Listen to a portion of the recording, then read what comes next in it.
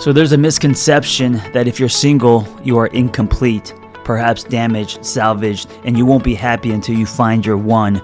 And that is not true. That is bullshit. It is a message that has been fed to us by media and advertising.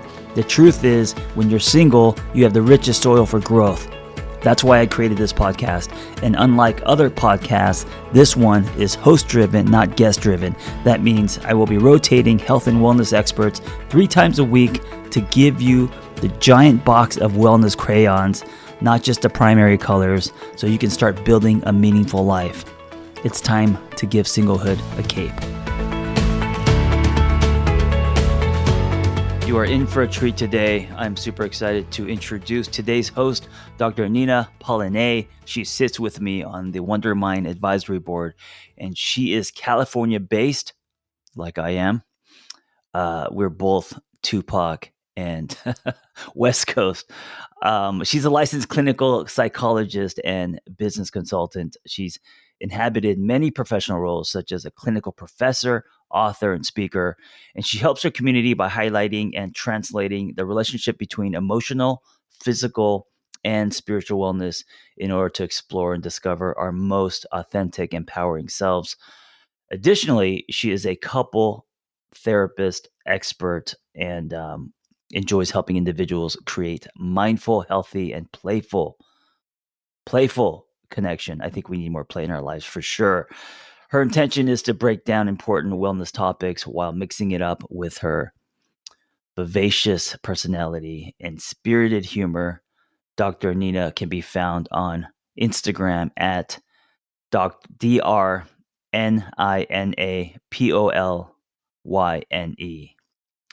And she may be spitting something on her own, or she may be bringing on a guest. Either way, you're going to love her. There's so much wisdom in not only what she says, but also I love how she presents herself. Enjoy. What's up, everybody? It's your girl, Dr. Nina, and welcome to today's episode on how to stop apologizing in order to protect your damn peace and live your life with purpose. I could not be more excited to welcome my very dear friend, Dr. Jessica, to help me explore this topic. We go way back in our Motown Philly days, which we will share more about later. She holds many prestigious roles. She is a licensed clinical psychologist and esteemed faculty psychologist at NYU Langone Health. She's also a host on Dr. Radio on SiriusXM, media contributor, and business consultant. I might have missed something because she's always exploring new ways to express herself creatively and to help inspire us to live our best authentic life. Dr. Jessica has an incredible sense of humor. That has to be one of my favorite things about her. When we're hanging out, I know we're going to laugh. It's also important to have people in your life who advocate for you and support you. And I can say without a doubt that she is one of the most incredible people. She is consistently gassing me up and encouraging me to go after my dreams. And I wish everyone had a friend like her. I'm very grateful.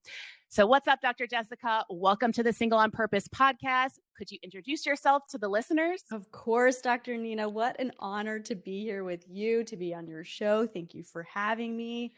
I'm so excited to be here. Exactly like you said, I'm a clinical psychologist in New York City, and I really value helping people just utilize the resources and the strengths that they have in their life to live their best life, as cliche as that sounds. I also love working with teams and companies to help them enhance their corporate health or organizational health and really just maximize their potential all within their value system. And it's such a passion of mine. I like working clinically. I love doing media.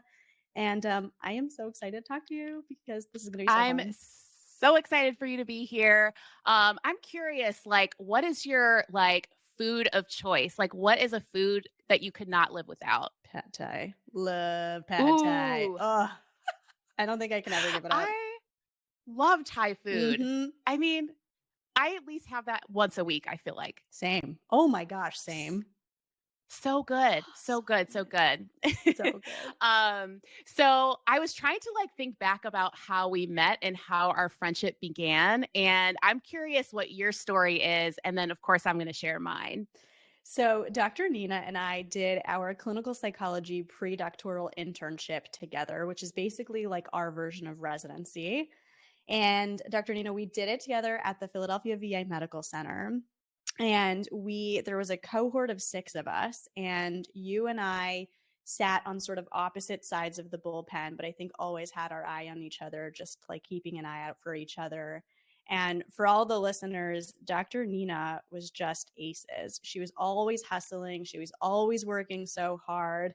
She knew what to pay attention to and also what fluff to not pay attention to. And she just maintained this level of grace and social etiquette and just everything that was so incredible. And I think I was like, low key, I really want to be friends with Dr. Nina, but I don't know if I'm cool enough. And so I was like, I'm not going to give up on this friendship. And the funny thing is, Dr. Nina was working so hard on so many of her own projects, including her dissertation and things like that. And we just didn't quite have the time to hang out as much as we wanted to during the year, but we already loved each other, and that love grew after internship, and that's where our soul sistership really flourished. And here we are today, and just, yeah. Thank you so much for those beautiful words. And I felt the same about you. I felt like, when we're on internship, for those of you who haven't been through it, it's like you're working like in a pressure cooker almost. And so it's like a very stressful time. And I think those are the times where you make the closest friends because you have like that shared experience. And, sometimes when you're stressed, even just like the worst comes out in you. So it's like, if you can survive that with a friend, you could survive everything. And I felt the same about you, that you had so much grace. We were both very on top of our game, and there was just a mutual respect there. And I knew that there was maybe just a sense of comfort with being your friend, because I knew that even if we were in a round table and we disagreed about something, we did it with such compassion for each other. And we would always leave those big boardroom meetings, linking arm in arm and laughing together. And, I think that just is a true tell of a very wonderful friendship, that you can always support each other, but also you can have your different identities and perspectives. And you are definitely someone who thinks about cultural background and identity and making sure that everyone sort of feels seen and known. And so it was kind of nice at the end of the internship that once my dissertation was over and you had, flown away to New York, we were able to still keep in touch and actually grow, like you said, a soul sistership. And, I always loved coming to visit you out in New York when I was still in Philly. And although we're bi-coastal at this point, we've maintained such a beautiful friendship and became closer over the years. So I'm just so grateful for you. And I think that we've really created a friendship where we inspire each other, which I think is the best kind of friendship. So yeah, I'm just grateful that we met. Oh my gosh, me too. Probably one of the most important relationships I have in my life. Not probably, with certainty. Me too. Okay, so what is your most current creative outlet? So I know that you are a person who likes to spread your wings when it comes to creativity. So I'm curious, what are you into right now? Ooh, quite a few things. So like you mentioned, I'm a co-host on Dr. Radio on SiriusXM. And so I do a lot of radio, and that's been really fun. And it gives me the opportunity to talk to a lot of really interesting people and tell all kinds of different stories. And of course, that extends to podcasts like right here with you. And I think on top of that, together we are advisors for Wondermind. And that's so fun because we get to share all kinds of pieces of information and creative outlets and things like that. So that's really exciting. I have a couple of other projects in the works as well. I really like creating tools, so tangible tools for people to be able to utilize in their own lives on sort of a day-to-day basis. So I have some worksheets and some little workbooks that are going to be coming out for a variety of different things that people can use. And I'm really open to also taking whatever the community needs and seeing how I can serve and fill that need. So I'm excited to see what I can do more of. I think that's the thing that you and I have in common. Well, there's like thousands of them, but one of them is that we both love to grow and we like to expand and we like to use our skill set in creative ways. And so I'm excited to see what else is out there. Yeah, I'm excited. I'm always excited to see what you come out with, and it's always gold, like every time. And I like what you're sharing just around like seeing what the need is in your community and making sure that you can provide something that can be of service. And I think that's such a big part of our life purpose work is to find either like, communities that we can serve or ideas, stuff that comes up for us that just breaks our heart, and then how can we help kind of resolve whatever that need is. And so I love that you're speaking to that because I think it's so important. And you shared so beautifully all the things that you're becoming like creative with these days. For me, it's my nail polish, Dr. Jessica. Oh my gosh, wait. I love For me, like, I think that like every Sunday, it's like a fun way for me to express myself creatively is to like line up all my nail polish and try to figure out, okay, what color is going to light me up this week and then decide from there. So right now you can see them, they're green. But like every week, it's just a nice way of like expressing myself. And so that's what I've been into. Not really lately. I think that I've always done it since I was a kid, but I think that it's just a fun way to express yourself either by like your nail polish, your clothing, or just little unique ways that we can express our individuality. So that's me. Let's go into productivity because you are the productivity boss. This is something that you are definitely an expert on. You are somebody that I go to ask these types of questions about how do I become more productive? How do I get more focused during the day? And you have this down and on lock. So I'm curious, as we kind of go into like the spring equinox, a lot of people are thinking about how to clear their space, how to be more productive at work now that the fire's underneath us in this Aries season. So I'm curious, what are some tips or one tip that you can share with the listeners on what they can do to increase productivity? Oh my gosh, I have so many, but how do I keep this short? What I would say, there's like, I could talk about this for hours, as you know, is to figure out what your primary problem area is, and then to break that down into the smallest tangible goals as possible. So really, really tiny. So maybe that means that your closet is out of hand. Maybe that means you're procrastinating on work projects too much. Maybe it means that you're having a really hard time attending things on time and you want to work on that. So figuring out what the primary thing is and why it's important to change that behavior. So really capturing what your why is and why you want to change that. One of my favorite tips is to think about procrastination and why we're procrastinating.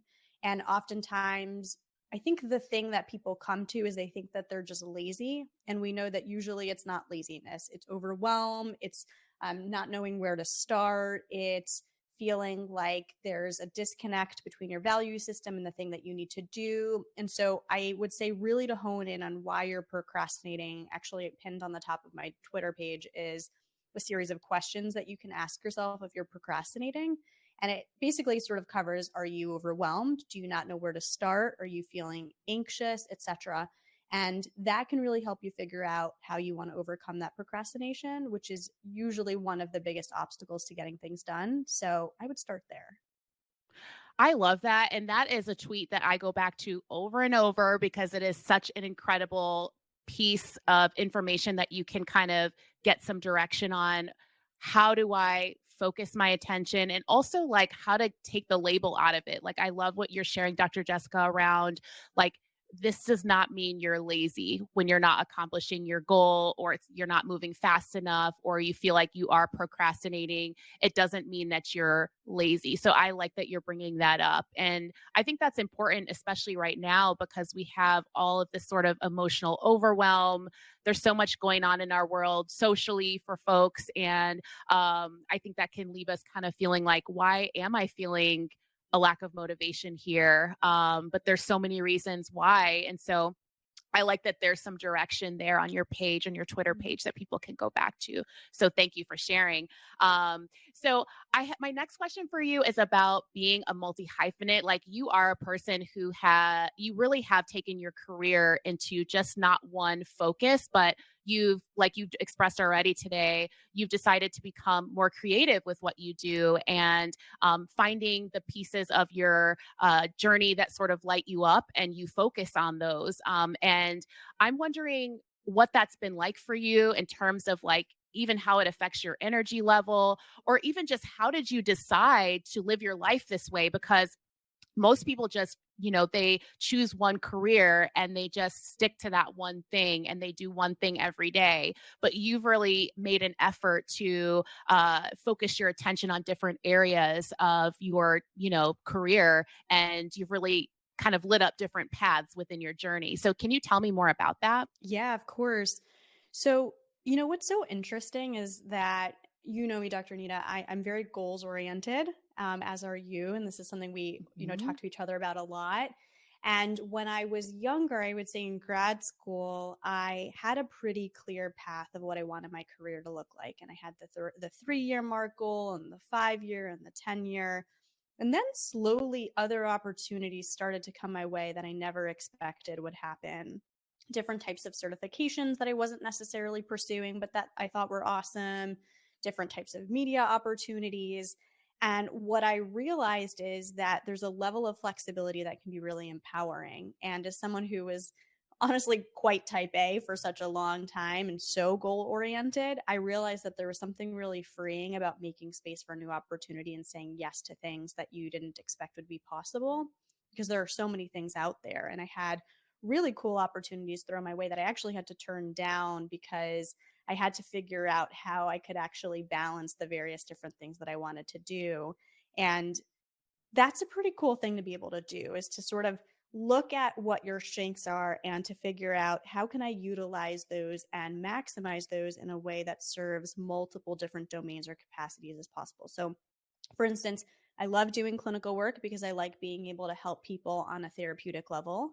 And I also like doing media because it allows me the opportunity to talk to people and tell their stories in a different way. I also like consulting because it really, I think, utilizes a lot of my productivity and sort of executive function skill set. And so I'm able to sort of take the different skills that I have and apply them in a different way. And for me, that fills my cup up because I know that I'm actually being sourced by multiple places of energy. And that for me is exciting. And I find that if I have different things that I can do sort of simultaneously without having my hand in too many different pots, right? That actually drives me to be more excited, to be more passionate, and also to grow and expand a lot more. And I think that dynamic nature of it is really important. And also just provides me opportunities that I would have never expected. And so that's pretty cool. Beautifully said. And I like that piece that you're sharing around taking space. I think so many of us are what you described as like, hustle culture, setting goals, being really regimented and like rigid about the goals. And I think that doesn't really leave us the opportunity to let go and see what comes to us. And I think that's really incredible that you made that shift for yourself and all these wonderful opportunities came up for you that allowed you to shine ways and use so many different kinds of strengths. And so if you're listening out there and you're thinking to yourself like, oh, wow, like I have this strength in this one area, but I've never really like massaged that muscle. Think about a way that you can do it. Even if you do have a 40-hour-a-week job, how can you, paint for 1 hour a week or on the weekend? And maybe it's not at first for money, but if you're really passionate about it, you may start to find opportunities where you can generate some income from the other jobs that you're really passionate about. And so I like that how you shifted and you described how you shifted into that mindset, Dr. Jessica. I think that's really helpful. Totally. Dr. Nina, I'm curious about you actually, because you are in the same position too, where you are employing so many different skill sets of yours and you're actually operating on so many different roles as well. What was that like for you? That's a great question. So I think for me, I always knew that I was more than one thing. And I even remember you and I having conversations about this when we trained together, where we were like, okay, we love clinical work, but what are some other things that we might want to sort of strive for in our life? And we would daydream. And I would say that I'm like a true optimist, and I love to daydream and think about like, okay, what would my life look like if I did this or that?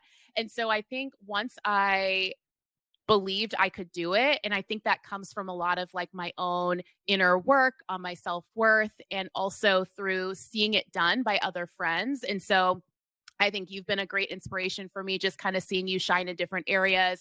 And I have a lot of friends that are doing that now, where they're kind of taking their career and becoming more multi-hyphenate with it. And so I think it was two things. It's like sort of working on yourself and the confidence to jump off the cliff and do scary, crazy things, which excites me so much. And then on the other side, seeing it done by other people and having a supportive community around me has been really helpful. And so I think that helps me to kind of expand my circle, like for you, like similar to me, like doing business consulting or media work, or even just joining different professional groups where I'm not paid to do it, but it's just a lot of fun to meet up with other professionals kind of doing what we're doing. Maybe they're in a totally different career path, but it's just cool to hear people's journeys and how you don't have to be just one thing.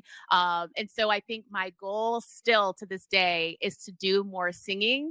And well, not on this podcast, at least not today, but I sing in my shower right now for all the listeners who are worried about me. I sing in my shower. I'm good. But I would love to integrate more of like music into like something professional. Good singer. I've also always said that she's going to be the next Oprah. So just keep your eyes peeled. Yeah, you know what, Oprah, watch out, because I'm coming for you. And you know what, Oprah and I can exist together. Absolutely. Because she is so incredible. And yeah, I look up to her so much. Okay, so thank you for the compliments, Dr. Jessica. We are going to jump into the episode today. We are in the body of the episode, which is all about apologizing. So, many of us are going through this. If you're listening, you probably, will identify with this. Just this idea that like we feel the need sometimes to apologize for everything, almost to the point where we're apologizing for existing. And so today, Dr. Jessica and I are going to cover what are some ways that we can tame the apologizing a little bit? And also, when are some times that we should be apologizing, or it could be helpful to apologize in order to maintain healthy relationships? So we're going to talk a little bit about that today. And I'm so excited to have Dr. Jessica here with me today, because she is obviously incredible, and we're going to have a great discussion around it. So let's jump in. So Dr. Jessica, I think my first question for you is, let's just top it off with like, when is it helpful to apologize? When do you think it is sort of like, okay, this is the time where I can apologize and it's okay to do so? I think that when something that you have done or something that you have said has some sort of implication or consequence, like a meaningful consequence on the other person, even if it's without intention, that's when I think it's appropriate to apologize. And so when there's something that you've done, again, either with intention or without intention, that in some way, shape, or form has maybe brought on some unwanted consequence or a potential consequence to the other person, that's when I think it's useful to apologize. And I think in a moment, we'll probably talk more about what an actual meaningful consequence is, because sometimes it's perceived and it's not actually there. But I would say that's where it is appropriate and warranted to apologize. Yeah. I love that, because, it's all about being authentic and really, I guess, identifying and being okay with like saying you're sorry when you have sort of, I don't know how to say it, more like you've dismissed someone, you've criticized someone, or maybe you're being judgmental or inconsiderate. And those are the times where we do want to recognize someone else's feelings and say that we're sorry. And those are beautiful moments, because when we apologize, it gives the other person just sort of like, they could take a breath and say to themselves, okay, let me think about my part in this relationship. And it kind of allows them to be vulnerable with us as well. And so that other person might say, you know what, looking back, there's a part of this story that like I can take responsibility for as well. And so I think that softening is really helpful for relationships. So thank you, Dr. Jessica. And now we're going to talk about when it's not helpful to apologize, which is like for many of us who are people pleasers or we just have learned, it's sort of like a learned response for many of us. And so when is it, I guess my question for you, Dr. Jessica, is like when, I guess maybe what keeps us in the rhythm of over apologizing? Like what do you think it is that makes us want to over apologize? I think there's a couple of things. I think one is, like you just said, people pleasing. So when we're worried that the way in which we're behaving is in some way, shape, or form going to ruffle some feathers with the other person, even if it's a completely legitimate way to behave or to respond. And I think for a lot of us, our actions are totally warranted, but we're still terrified that we're going to hurt the other person or that they're going to leave or that it's going to sabotage the relationship. Or even something as quote unquote simple. This is obviously not simple, but quote unquote simple as it's going to temporarily or permanently change the way that they perceive us. And in that circumstance, that obviously can be so scary for someone to consider that. And so they might be really tempted to apologize for something that they don't need to. So I think people pleasing is one of them. And I think that relates potentially to anxiety as well. So feeling like there is something that you've done wrong, even if you haven't, and you're worried about what the consequences might be if you don't take accountability. And I think that gets back to, when it's appropriate to apologize is when you want to take accountability for your actions. The problem is that we're usually taking accountability for something that we don't need to be taking accountability for. So I think that's another one. I think those are great points because exactly like you said, it's like there's a little people pleaser in all of us, I think, and no one is totally like remiss from it. And I like what you're sharing that sometimes our anxiety can fuel this over apologizing, and we're so nervous that of how the other person is going to view us, or maybe it's fear of like rejection or abandonment, and so I'm going to keep this relationship by staying small, which is sometimes what we feel like we need to do. And so I love that you highlighted that piece because I think there's a little bit in all of us like that we just want to maintain relationships, because I was even thinking from like a broader view about our need for social support, community. And I had done an episode with Dr. Carissa about loneliness. And I don't know, just even in this moment, I'm thinking back to that around like, we need social connection in order to function. It is so important for our mental health, our physical health and well-being, the longevity of our life. And so it's probably hard for a lot of people to like weigh the pros and cons. It's like we need community, we need friends, but we also want to be authentic in those friendships, and we don't want to be apologizing all the time. So, do you have any thoughts about that? Because I think that's probably like what a lot of people are grappling with. Like we want relationships, and we're trying to keep them. And so I think that's like why a lot of people are not as authentic. Yeah, that actually makes me think of this concept that I hear all the time clinically and also just personally. Like, we've talked about it and, our friends have talked about it too, where, there's this sort of like stereotype of like the chill girl or like the cool girl. And this applies obviously for any gender identity. But this idea, you see it a lot in like dating, you also see it a lot in friendships where someone is nervous that their authentic self is going to be too much for the other person, or that it's going to be, more than the other person wants to deal with. And so they'll try and be super easygoing. I'm going to be super breezy, right? The issue is the breeziness is usually a cover up of some anxiety or some worry or some hurt or disappointment or shame or whatever it might be. And by you being breezy, you're trying to be that quote unquote cool, chill girl. All you're doing is you're stuffing that down in order to please the other person. You're prioritizing their own experience, their own feelings, etc. And I feel like apologizing fits into that picture, where if you're apologizing, you're trying to be easygoing, right? And you're trying to show the other person that you're going to succumb or attend to whatever they need, and you're going to take responsibility or accountability for things really quickly. And it gives them a little bit of a free pass or a little bit more space to feel the way they want to feel and maybe do whatever they want to do. And that's not healthy necessarily because you shut yourself down.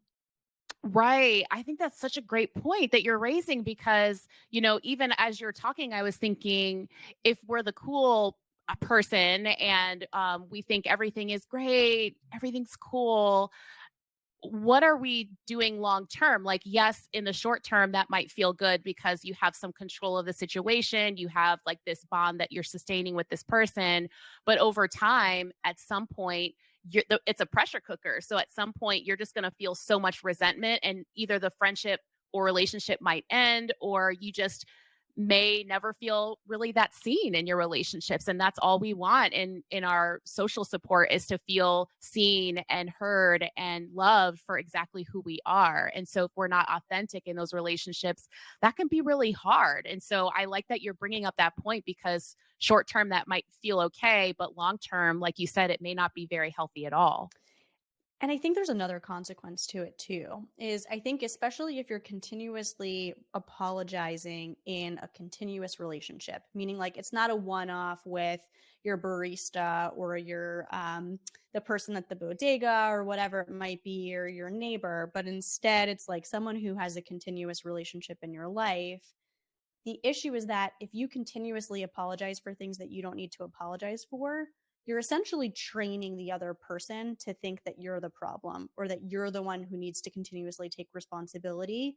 And you're implanting that idea or that pattern in them and in your relationship with them, which then even further sets you back from where you started. And it just kind of creates and ingrains this cycle. And yeah, as you're talking, I was thinking like that's devastating to feel like you're just taking a step back. And, if you're listening and you feel like you've experienced this before, again, you're not alone. However, this is hopefully helpful for us to understand what's the rationale, because there's a reason why we do the things that we do. And then we're going to talk about some healthy tips to kind of help you change course a little bit. And as you're talking, I was also thinking about just sort of like the social conditioning that some of us have experienced throughout our life, where, if you identify as a woman, if you are, a person of color, an LGBTQ population, you may have been conditioned from an early age to apologize, or even just apologize, again, like we were saying, for existing, because our identities weren't really sort of like honored from the time we were born. And what we're seeing even in the media is like not really, our identities are not being honored or shared in a way that we feel empowered. And so if you're listening out there and you're saying, well, these are, I'm apologizing, but here are the reasons why, like we hear you, we see you. And it's much harder for us, even if we think about, being in a business meeting with a bunch of people who are of the majority population. It may be really hard to speak up and say, share your thoughts without apology, or we may feel really nervous to be more assertive. And so we definitely wanted to identify and validate that as well. I think we've covered all the reasons why people apologize. I'm sure there's more. If you're listening out there, DM us and let us know, be part of the conversation. Dr. Jessica, is there anything else you think we should cover here?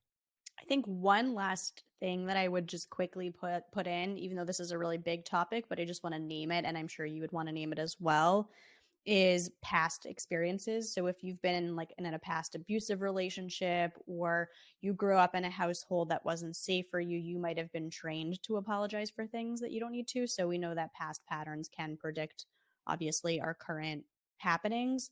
So I'd say that's another one to kind of keep an eye out for. I love that you named that. Thank you for sharing that. And, if you're listening and you've had that experience, like you were saying, Dr. Jessica, it can be just really hard to trust yourself. And even if you're in a new environment. And so talking with a therapist or exploring some of that can be really helpful in a safe space like therapy. So thank you for bringing that up. That's very, very important. Okay. So, Dr. Jessica, let's cover a few situations that come to mind where it would be helpful to stop apologizing. The first is asking for clarification. So sometimes we ask for clarification or we ask a question, but we start with, I'm so sorry to bother you, or I'm sorry that I even have to ask this, or sorry if I missed this. I've even as I'm talking, I'm laughing because I've definitely said that in meetings before. Sorry if I missed this, but can you explain that again?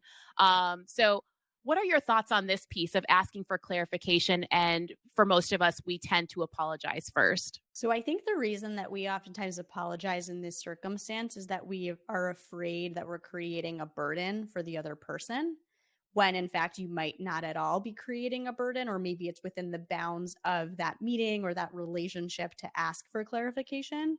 So I would take a step back and sort of ask yourself, am I doing anything unreasonable by asking for clarification? And the answer is most likely no, I am not doing anything unreasonable.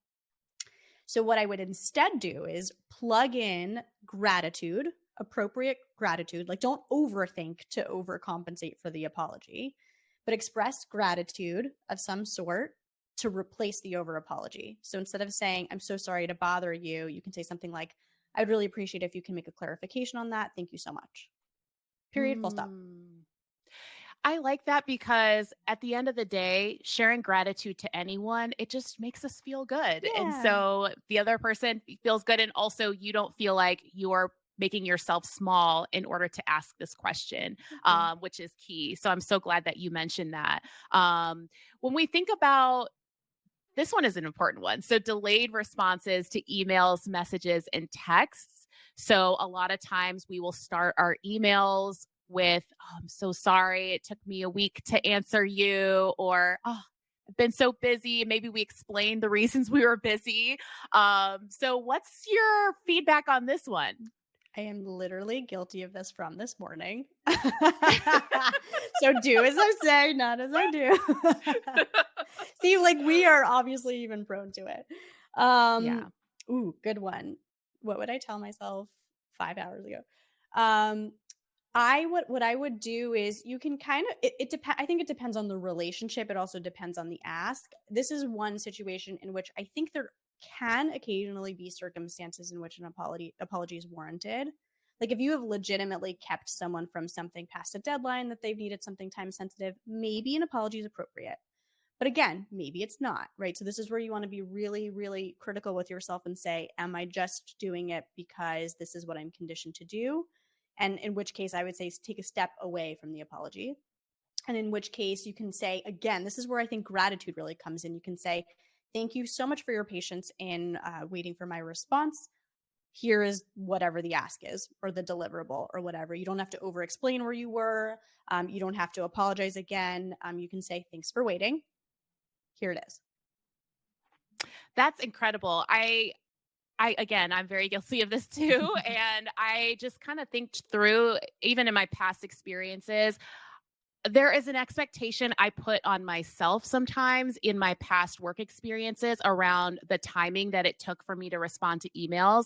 So I was really on top of it. Like, I wouldn't leave my work when I worked in a hospital setting. I wouldn't leave work until all my emails were answered. And no one asked me to be that fast with my emails. And I even remember triple checking the wording of my email to make sure it sounded okay. And even as I'm talking about it, I just cringed because I love that part of myself that did that, but it was just so hard, and so anxiety provoking, and left me feeling so stressed, burnt out, and overwhelmed. And I think we set expectations for how people will treat us. So I think people just expected that I was going to email them back right away. And it created this vicious cycle. Whereas I had some coworkers that they wouldn't respond back for 3 weeks. And that was just sort of always the expectation. So at some point, I don't even think I was really that mad about it. I was like, oh, that person's just slow with emails. I know that they'll get back to me when they can. So I just take a lot of accountability myself for just holding myself to such high standards when, especially now we're post-pandemic, we are deciding how we want to live our life. And I'm trying to think of the word right now, but with agency, you know what I mean? And so at this point, you just have to choose, do you want to live a life of hustle culture, which I know you're very passionate about, and I'd love to hear your feedback about that? Or do we just want to be human and respond when we feel we have the time to respond. And just knowing that we have a life outside of our work and we have, relationships, families, and really important stuff going on. And so hopefully that other person will, on the receiving end, will understand it. And if they don't, that's on them. But I'm curious from your perspective, like, how does hustle culture play into this whole like needing to respond right away with messages, texts, and all of that? I'm so glad that you asked me this question. I honestly think we could probably do a whole nother podcast episode about this. But Yeah, I think 100%. the brief is that I think I've been changing the way that I think about hustle culture. And this is actually something that I'm really, really, really intentional about trying to talk about more. And I'd like to actually reach out to people on a much broader scale to sort of talk about this in critical ways. I'm very much about hustle culture. And at the same time, I think something that I really took a hard look at in my own life during the pandemic is how to ensure that that hustle culture didn't eat into the other values of my life. So sort of not seeing the hustle culture as its only singular value, but that it is something that is important to my life. It's important for me to grow. It's important for me to succeed. It's important for me to do. And at the same time, it is not necessarily any more important than other things. If anything, family and friends and health are more important. And so how can I make sure that I balance that? And if at any point I feel like that hustle culture is eating at some of the other values, exactly like you're saying, if sitting and responding to emails is going to take me away from having a FaceTime with Dr. Nina, hell no, not doing it. Right? No. Right? That's the most important thing. And exactly, that's the most important thing. And I think maybe just like a little tidbit that people can think about, maybe you can chew on this and this might be helpful for you in your life, is to think about the difference between actual urgency versus perceived urgency. I think the issue in that hustle culture, and this is true, I live in New York City, right? Like this is especially true here culturally and regionally, is that we perceive urgency when it's not actually there, or we excel urgency to something that is of higher urgency than it actually is. And so if you can train yourself to separate actual urgency versus perceived urgency, that can take so much pressure off of that hustle culture and give you a little bit more space to breathe and live the rest of your life. Mic drop moment. So I have nothing else to say about that. Let's full stop. Let's move on. That was brilliant. So what about changing our opinion or perspective? So sometimes we share our perspective and maybe even the next day we decide we want to feel differently. And so what is your advice or feedback about that? Yeah, totally. Yes. Change your mind. I think that as long as it's coming from a place of intention and that it's values based, and that it's not impulsive, that is meaningful. And when I say not impulsive, sometimes it's reactionary, right? Like if you've had something harmful done to you, you might have a quick reaction to change your mind, in which case that's obviously an appropriate time to quickly change your mind. But I think as long as you're thinking critically about your decisions as best as possible and being intentional about those changes, absolutely. We are growing human beings that are dynamic and fluid and should change our minds at appropriate times. And I think as long as you can figure out what your North Star is and how do those changes direct you in the position of your North Star, that's meaningful. Because obviously you don't want to like be super flip-floppy either, because that's going to make it hard for you to find your sense of identity. But as long as you're decently anchored, right? We think of a buoy in the ocean, right? It's anchored, but it moves. Right. Even as you're talking, I was thinking about my own like relationships. All my close friends come from very different backgrounds, culturally, ethnicity, everything. And I think that's been such an eye-opening experience for me. And like, even for our friendship, we come from very different backgrounds. And so it's really nice for me to shift my perspective and like open myself up to learn new information. And like you were saying, it doesn't change my identity and who I am at the core of my being. But yeah, sometimes I do shift my perspective based on what I'm hearing in terms of my friends and their own unique experiences that they have in the world. So I love the buoy concept too. Like I love a good metaphor. So that was awesome. Thank you. So the next one is we are talking about being passionate about your life purpose and prioritizing your goals. So why shouldn't we apologize for being passionate? It kind of sounds, obvious, but I'd still love to hear your perspective on this one. Passion drives us, right? And I think it gets back to what you were saying earlier about not apologizing for taking up space. I think passion and the sort of zest for life and the zest for goals and values is a part of that space that you take up. And so just by doing the math, you wouldn't want to apologize for that because that's part of who you are, right? It's part of the fiber of your being. And just because your passion or your intentions conflict with the other ones or someone else's, it doesn't mean that you inherently have to be held responsible for that conflict or that discrepancy, right? It might be appropriate to sort of talk it through or understand or whatever it might be, but in and of yourself, your passion is meaningful as long as it's not harming anyone. Right. And if you're in your life's passion work, you are lighting up the world and you're so magnetic, and the right people are going to come into your life because you are pursuing your passions and your dreams. And so don't worry if some people fall off. Like, those people weren't meant to stay in your circle. The right people will see you light up the world and they're going to want to be a part of it. They're going to want to support you. And they're also going to be doing their own thing too. They're going to be inspired to light up their own path, and there's room for everyone. So brilliant.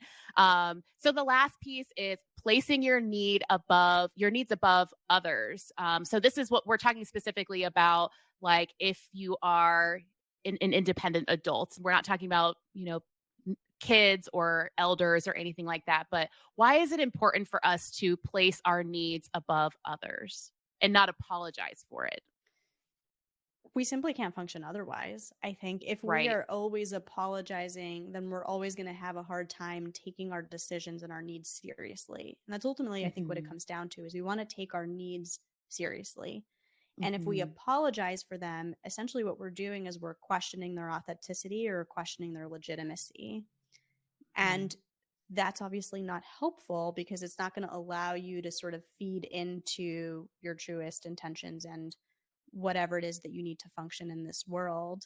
I think what's challenging is when two people each have legitimate needs that are in conflict, like maybe in a relationship or in a family or in a working professional relationship, in which case I think both people in that equation will need to attend to either of their own needs. That's where it gets a little bit challenging, is how to sort of reconcile conflicting needs. But I think you in and of yourself as a human shouldn't apologize for your own needs because they're valuable, they're meaningful. 100%. And I like that you mentioned just around relationships, having a conversation about it is so important. And if you don't feel like you have the skills to have that conversation, just say that, like, hey, I'm nervous to have this conversation. I'm not really sure how to share it, but like, here are some of my needs. And this is kind of what I want to prioritize right now for me. How does that feel for you? And like, what needs do you want to prioritize? And so just starting by maybe sharing that you're nervous to have the conversation, again, really softens both of the speaker and the listener to really bond over it, because I'm sure that other person has something that they want to prioritize as well. And I was also kind of thinking about like how we talked about at the beginning of the episode around abandoning our own needs or giving our power away. That's a part of this over apologizing. And by you prioritizing your needs and your goals, that is inherently going to make you less apologetic. Anyway, I feel like it's sort of like a little feedback loop. Yeah. Oh, I totally agree. I think that's a great point. It is. Yeah. And I don't know the research on it, so don't quote me on it. Okay. So let's talk about how might a person overcome barriers to living their life without apology. So, of course, Dr. Jessica, you gave us a lot of wonderful skills today on how to not over apologize and some of the reasons why we feel like we need to, which are very valid. But what if we're trying to not apologize and we still notice ourselves apologizing? What is one step that we might want to take in order to live an authentic life? I would start small. So for instance, start with the ones that feel inconsequential, right? Like let's say you're walking through the door at the restaurant or the coffee shop or your apartment building, and you and the other person, you're coming in and the other person's leaving, and naturally you're about to butt ways, and you say, oh, I'm so sorry, right? I'm using this as an example because this happens to me all the time. And I always feel naturally inclined to apologize when neither one of us actually did wrong. It's physics, right? Like we almost bumped into each other. Right. Start by some of those fairly inconsequential moments that don't feel quite as intimidating to let go of the apology. Because I think for a lot of people, that's the hard part, right? Is like letting go of this reflex to apologize. So start with small ways that don't feel like they're actually going to change a relationship in any way. And also that don't feel like you're losing any sense of meaning or value or anything like that. And if you're not sure where that's happening, try and take inventory, right? Like jot down some notes in your phone as you're going throughout your day. Pay attention to whatever moments you happen to do this frequently at, and just like make some observations, track some records and some patterns and see what happens. Start with the small ones. I love that. Just the starting small is so important because we really almost feel like the goal is too far away, or the goalpost is like so far in the distance that we can't reach it. And so I like that idea of just kind of starting small and tracking and just noticing what's happening for you. And like you said, over time, we're really retraining the brain to do something different. Like our brain is very flexible. So, the more that we learn not to over apologize, the better that we get at it. So if you're listening, give yourself some compassion that, we're not perfect beings, nor will we ever be. But if we could take one small step, like Dr. Jessica said, in the right direction, we will be on fire. And you're already on fire, right? This is an empowering podcast. You're already on fire. We're just going to add a little more fuel to the flame. So for all the perpetual people pleasers out there, the goal is to empower you to live your life, protect your peace from these energy vampires, and remember that everyone is doing the best they can. So we can be compassionate to ourselves, compassionate to others. And a way to be compassionate to ourselves is to show up authentically without apology. So the right people will stick around. So as you see with my friendship with Dr. Jessica, the right people will stick around, right? We set boundaries with each other all the time and we still show up for each other. So the right people will stay around, they'll respect you and your boundaries, and they'll always cheer you on, as I shared at the beginning of the episode today. So I'd love for us, if you have any final words or anything that you want to share, Dr. Jessica, or just where people can find you. Yeah, well, I would say I love this idea of finding your authentic truth and separating, your reflexes from the ones that are valuable and the ones that aren't. And, just do your best, right? Like life is hard, and whatever little pieces you can to make changes, I think those are the meaningful ones that you start small. Just do little things that are small with grace and self-compassion. And you'll find your way. We all are. It's a lifelong journey. It is a lifelong journey. Thank you so much. And where can people find you on social or website? Totally. So you can find me on my website, drjessicabstern.com, Dr. Jessica B as in boy, Stern.com. And you can also find me on Instagram. My handle is at Dr. Jessica B. Stern, and also on Twitter, same handle. Wonderful. And you can find me, Dr. Nina, at Dr. Nina Polyné on Instagram. I'll also place our contact information in the show notes so that you have it. Thank you all for listening. Remember, this is not therapy or medical advice, but we hope you found a gem or two for yourself or for a loved one. So remember, live your life and no more random apologies. Thank you, Dr. Jessica, for this enlightening and energizing episode. Of course. Thank you, Dr. Nina. I hope that episode was helpful. Hey, listen, if you want to share your singlehood journey, if you've gone somewhere and come back, if you have revelations and wisdom, please share your story. It's going to help other people. Nothing makes us feel more connected than hearing other people's stories. So just send me the audio of your story, and you could just record it directly from your phone and email it to theangrytherapist@gmail.com. Also, if you want our Single on Purpose newsletter, go to singleonpurpose.life. That's singleonpurpose.life.